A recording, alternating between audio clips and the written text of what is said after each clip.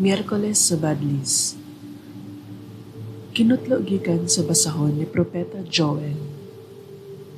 Nag-ingon ang Ginoo, apan bisan karon, pag hinulsol kamo sa kinasingkasing, ug balik ka nako nga magpuasa, maghilak ug magbangutan. Gisia ang inyong kasingkasing, inay ang inyong bisti. Balik sa Ginoo nga inyong Dios, kay maluluyon siya kaayo, mapailubon ug matinumanon sa saad. Andam siya sa pagpasaylo ug dili sa pagsilot. Basin pag maluoy siya kanato ug panalanginan niya ang atong mga uma, aron may trigo ug bino kita na ikahalad kaniya.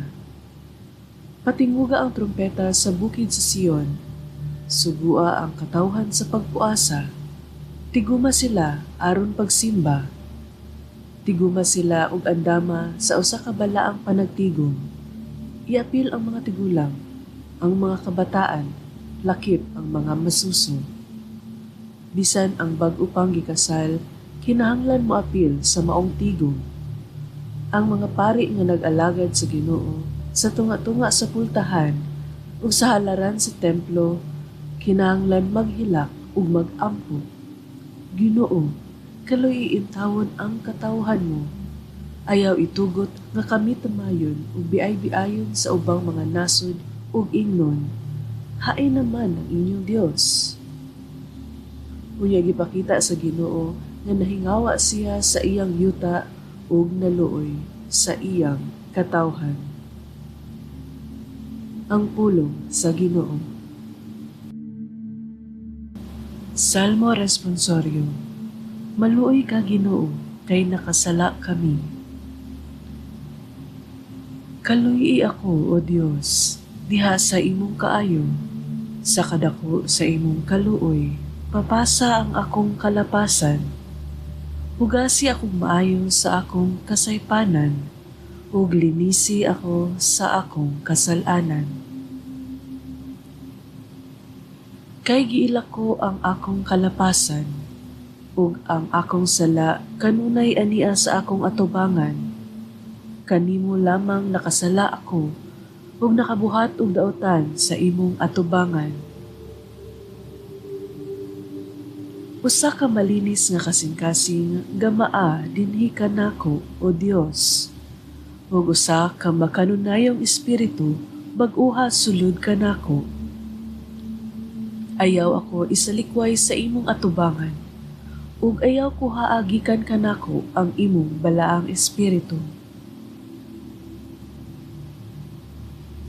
Ibalik kanako ang kasadya sa imong kaluwasan, ug padayon na dinhi kanako ang mauyonong espiritu. O Ginoo, ablihi ang akong mga ngabil, ug ang akong baba magsangyaw sa imong pagdaig.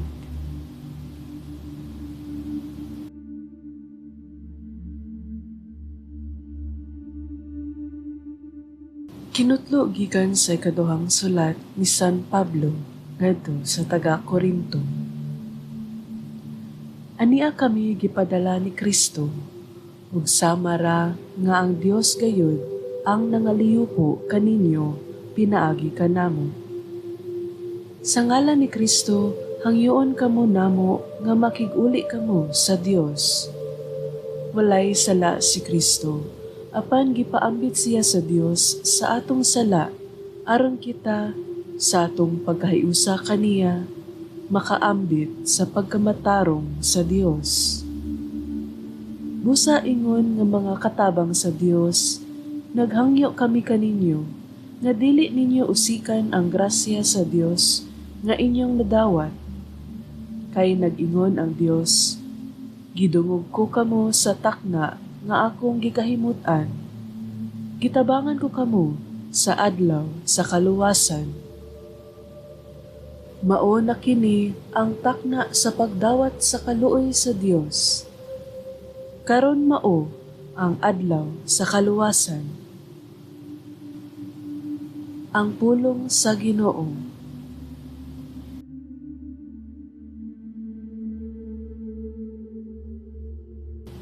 Kinutlo gikan sa balaan nga ebanghelyo sumala ni Mateo. Miingon si Jesus sa iyang mga tinun-an, matngunin ninyo nga dili ninyo himuon atubangan sa mga tawo ang inyong mga buhat sa pagkamatarong aron lamang ilang makita. Kay kung ingon man lang gani niini, wala na kamoy ganti nga madawat gikan sa inyong amahan nga anaa sa langit. Busa kon muhatag ka og limos, ayaw ipalanog ang trumpeta sa imong atubangan, ingon sa gibuhat sa mga tigpakaaron ingnon diha sa mga sinagoga ug sa kadalanan, aron daygon sila sa mga tawo.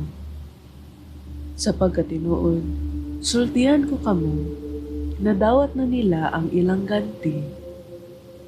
Apan sa imong paghatag og limos, ayaw pahibalua ang imong wala nga kamot kung unsa ang gibuhat sa imong tuo nga kamot, aron ang imong limos may tabo diha sa tago, ug ang imong amahan nga nagtan-aw diha sa tago muganti kanimo.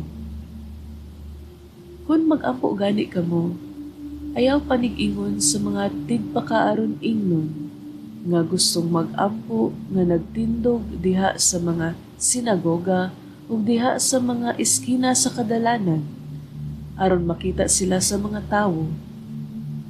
Sa pagkatinuod, sultihan ko kamo, nadawat na nila ang ilang ganti.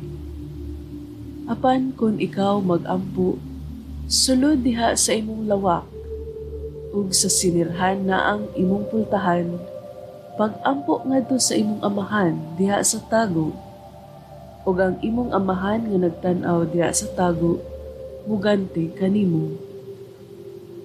Ug kung magpuasa kamo, ayaw kamo paghimo sama sa mga tigpakaaron ingnon nga masulubon og dagway, kay gipakita nila ang panagway nga gutom aron makita sa mga tawo nga nagpuasa sila. Sa pagkatinuod, sultihan ko kamo, nadawat na nila ang ilang ganti. Apan kung ikaw magpuasa, pagdihog sa imong ulo ug panghilamos sa imong naong, aron dili makita ang mga tawo nga nagpuasa ka, kundili ang imong amahan nga anaa sa tago, ug ang imong amahan nga nagtan-aw sa tago muganti kanimo. Ang Ebanghelyo sa Ginoo.